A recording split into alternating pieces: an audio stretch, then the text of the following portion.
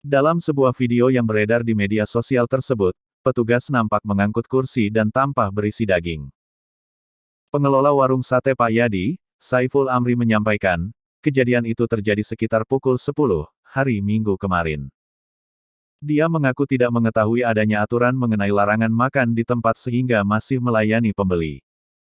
Saya nggak pernah dapat suratnya, ditegur juga tidak pernah.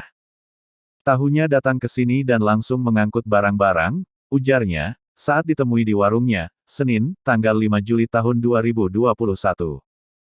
Dia berharap, pemerintah bisa tegas tanpa pandang bulu memberikan sanksi kepada pedagang yang melanggar. Tidak tebang pilih, hanya memberikan sanksi kepada pedagang yang ramai saja. Namun pedagang yang juga sepi pengunjung. Harapannya berlaku untuk semua pedagang. Tidak hanya pedagang yang ramai saja, tapi semua pedagang yang sepi juga, jelas dia. Sejumlah barang yang disita Polsek Bae diantaranya 3 buah bangku dan 1 tampah daging kambing.